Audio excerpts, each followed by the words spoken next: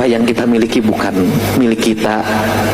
Suatu saat Anda akan menangis ketika menunggu mereka datang, tapi Kang Dedi yang mengantarkannya ke warga. Lihat aksi nyata Kang Dedi, bagi-bagi daging sebelum hari raya kurban datang. Ya, kuring lain ngabagikan daging kurban. Lain, kurban mah kudu isukan. Ya, membagikan daging untuk dimasak malam ini.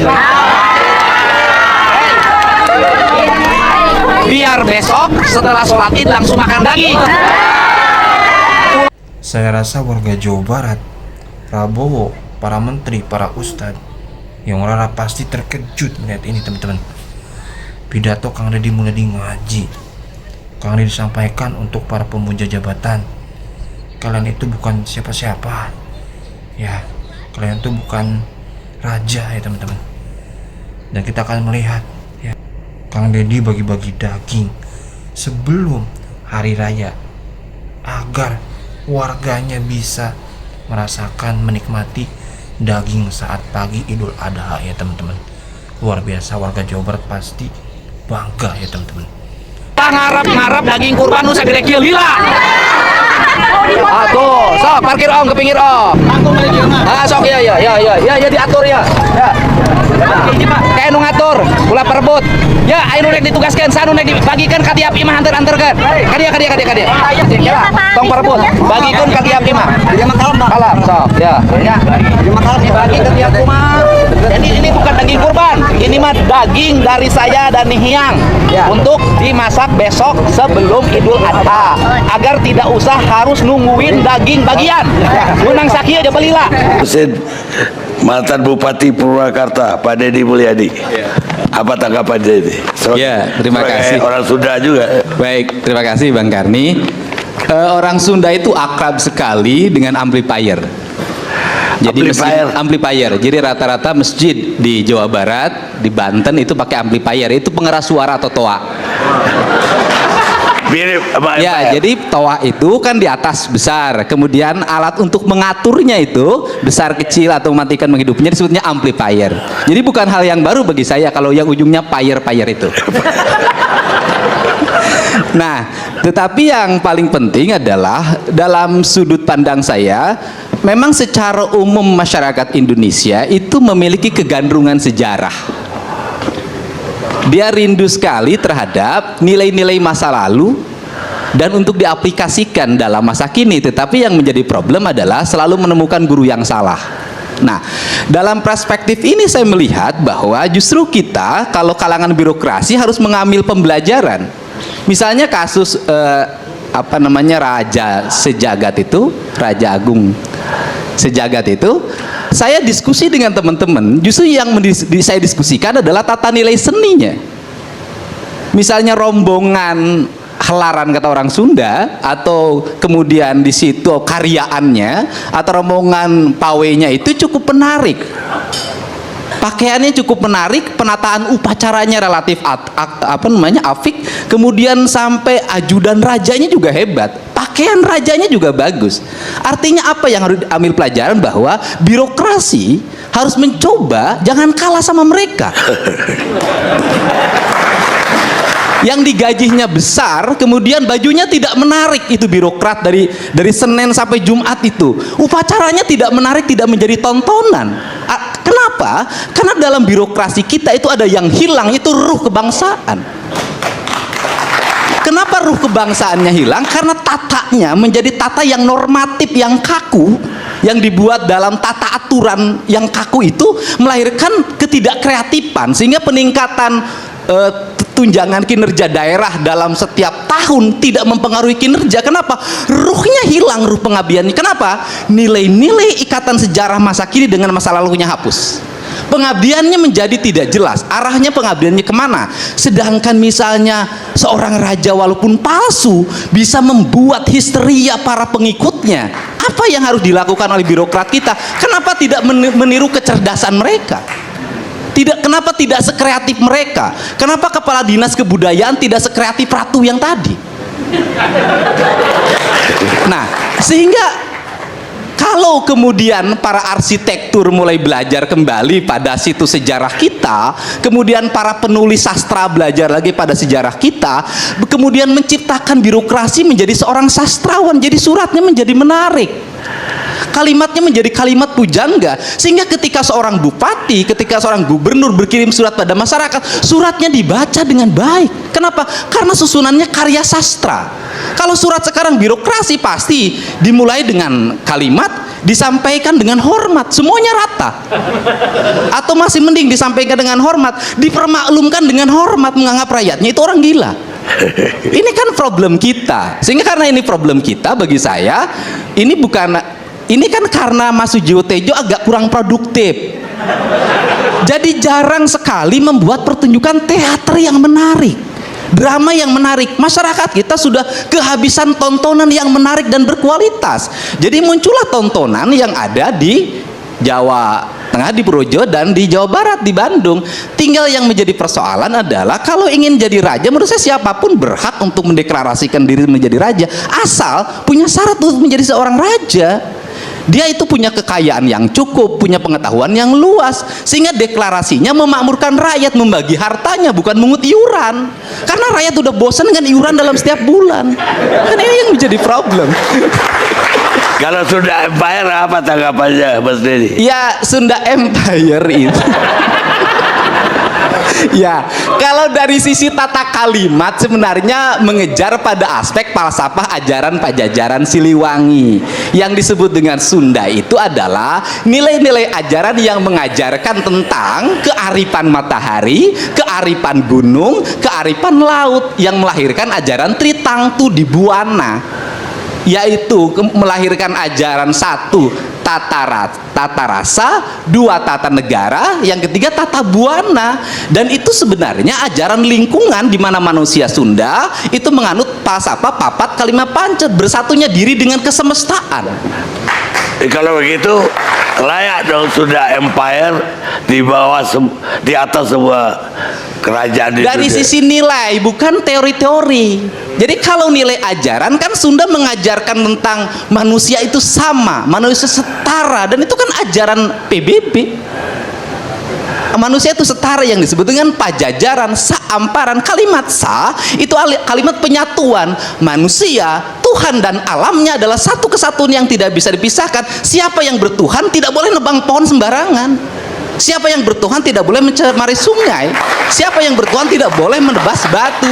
Dan ini yang menjadi problem di masyarakat Sunda secara umum, tidak memahami ajaran Tritangtu itu. Tetapi bukan wilayah teritori yang dikasih pangkat, justru kepangkatan itu bertentangan dengan ajaran Pajajaran. Karena rajanya juga nggak punya istana yang megah, dia berkeliling. Dia kerajaan di mana-mana kok. Pentagon aja di bawah dia. Kita lihat pemirsa.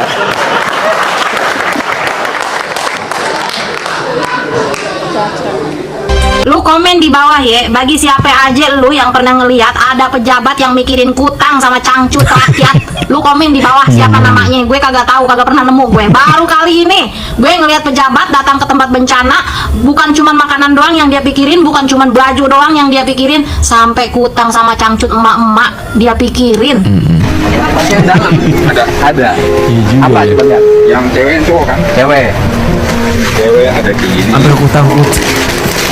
Ini kayak gini satu ininya berapa? Lusinnya tergantung. Parah sih ya. M 100 lusin, L 100 lusin. Iya. Bisa lah. Ini waktu belanja itu kan. Cowoknya juga sama. BH-nya ada? Ada. Terus kalian BH. Sampai ke sana emang ya. Ini di luar nalar ya. Daster ada? Daster sebelah. Sebelah, ayo beli daster. Dari kejadian bencana yang ada di Sumatera, kita para rakyat bisa melihat berbagai macam wajah para pejabat beserta tindak tanduknya dan serba-serbinya serta keunikannya. Ada yang datang ke sana mengambil video ngedorongin lumpur, tapi pada akhirnya diocehin netizen. Ada juga yang diambil videonya sedang membuang lumpur pakai skop, diocehin juga sama netizen. Betul. Ada juga yang datang ke sana nunjuk sini sambil pakai rompi. Ada lagi pejabat yang rakyat sedang sibuk gercep menggalang dana sana sini karena ini bencana darurat.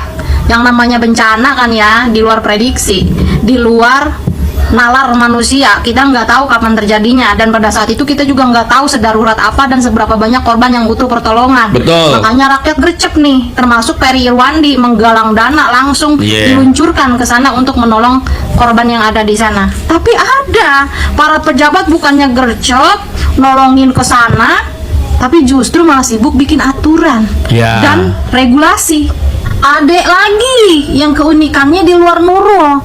Orang ngegalang dana nih, kita cepet-cepet pengen bisa bantuin saudara-saudara kita yang kena bencana, ya, pengen cepet-cepet nyalurin bantuan. Bukannya disupport, boro-boro dapat penghargaan, malah dikata-katain, katanya si paling Sumatera, si paling Aceh. Eda kata gua nih, orang hati nuraninya di mana? Tahu. Tapi untungnya nih, untungnya Baik. di antara tuh orang-orang unik masih ada yang lempeng. Siapa lagi kalau bukan bapak lu? Iya. Bapaknya Jawa Barat, bapak aingnya Jawa Barat, Kang Deddy Mulyadi. Kang Deddy tuh datang ke sono, segala bantuan dia kasih, segala kebutuhan dia beli. Sampai nih seumur-umur gue numpang hidup di dunia udah 37 tahun, baru kali ini gue ngelihat pejabat sampai utang sama cangcut baik dia beli. Bener, Para kok. korbannya dipikirin sampai kok. ke yang kecil-kecil kayak begitu dia pikirin. Mana ada pejabat dari dulu, kata gue baru kali ini gue ngelihat pejabat sampai ke kutang-kutang cangcut baik dipikirin sama dia. Buat warga Jawa Barat, jaga bapak lu baik-baik ya. Bapak lu itu bapak yang terdebes di antara bapak-bapak yang lain ya. Kalau lu punya bapak kayak begitu, masih lu demo, lu masih ngeluh, lu masih nyari-nyari kesalahannya, kebangetan lu. Ya, kebangetan. Mau bapak yang kayak bagaimana lagi lu?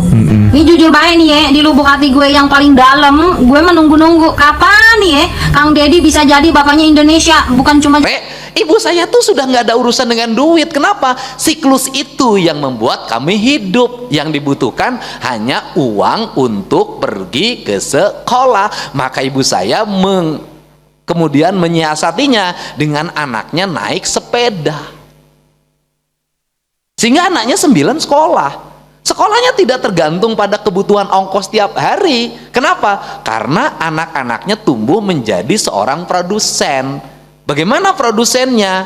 Yang paling besar kerjanya ngambil kayu bakar sepulang sekolah. Yang kedua nyabit rumput. Yang ketiga nyangkul di sawah. Yang keempat nyuci piring, nyuci gelas, nyuci baju. Yang kelima yang kena karena perempuan semua itu tugasnya di rumah domestik. Kemudian ada yang bungsu, tugasnya karena masih kecil adalah ngambil air dari sumur, diisi tempayan itu, sehingga 9 itu kokoh bisa berproduksi ekonomi, anak-anaknya tumbuh produktif. Apa problem hari ini? Problem hari ini adalah, mohon maaf, hampir semua rakyat Jawa Barat secara umum konsumtif.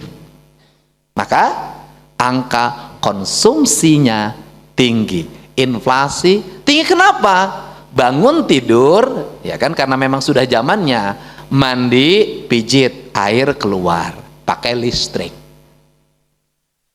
Setelah itu apa lagi? Setelah itu pagi-pagi rata-rata tidak sarapan di rumah, tapi bawa uang jajan. Ya, nanti ada MPG di sekolah. Kemudian ke sekolahnya tidak ada satupun yang jalan kaki atau naik sepeda, naik motor, naik Grab. Kemudian apalagi? Ya, kemudian naik mobil ongkos. Setelah itu apalagi? Handphonenya harus berisi kuota dalam setiap waktu. Kemudian apalagi? Datang ke sekolah, sekolahnya sangat akademik. Di sekolahnya tidak ada lagi tukang sapu. Tukang sapunya telat bayarannya oleh Pemprov dan Pemkabnya, karena Menteri Menpan RB menginstruksikan tidak boleh melakukan pembayaran honorer kalau tidak termasuk paruh waktu. Gak gajian nih sekarang, Mbak. Mogok kerja, nggak ada yang nyapu, berantakan. Di ruang kelasnya mereka yang diomongin apa? Skincare, iPhone 17, mode mobil, motor, konsumtif. Habis itu dia makan lagi, jajan, seblak, mie rebus, sosis bakar, cilok, cilor anak SD, konsumtif. Konsumsi gulanya tinggi, konsumsi garamnya tinggi, badannya naik motor, tidak digerakkan. Anak-anaknya mulai kena gagal ginjal, gangguan jantung, gula yang tinggi konsumsinya, mulai kena diabetes, ditambah lagi tidurnya sudah mulai tidak nyenyak lagi karena sebelum tidur dia main HP seharian. Lemah, Pak. Sektor produksinya hari ini dikerjakan siapa? Orangnya sudah tua-tua, Pak. 60, 70. Yang generasi mudanya pengen pada level IAI saja, tidak pada level produksi. Apa akibatnya? Negara barat memandang, Tiongkok memandang, Jepang memandang. Karena ini ke depan akan makin berat, maka ganti robot agar lebih efisien. Setelah itu apa? Nanti ada loss generasi, lo hati-hati, Pak. Loss generasi apa? Tingkat konsumsi makin tinggi, jumlah manusia makin banyak, sawah semakin menyempit, sumber produksi semakin menurun, orang makin banyak, lebih banyak yang ngomong dan komen di media sosial di mana yang kerja, maka stabilitas tidak akan terkendali. Ini kan harus segera dirubah. Paradigmanya apa? Menjadi paradigma produksi. Maka saya sekarang, karena saya sebelum pergi ke kantor itu selalu keliling, Pak. Saya lihat ke sekolah, saya cek, hari ini saya instruksikan seluruh anak sekolah bawa sapu ke sekolahnya. Apa? Paradigma produksi. Nah, ini Alhamdulillahirrahmanirrahim, teman-teman, tadi kita sudah mendengarkan pidato dari Kang Deddy Mulyadi yang luar biasa ya, teman-teman.